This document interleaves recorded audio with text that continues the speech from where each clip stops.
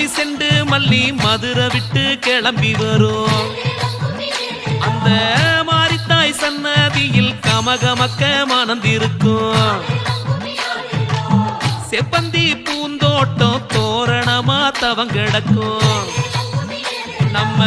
நாரணன் தங்கை கோயில் நால்புறமும் அலங்கரிக்கும்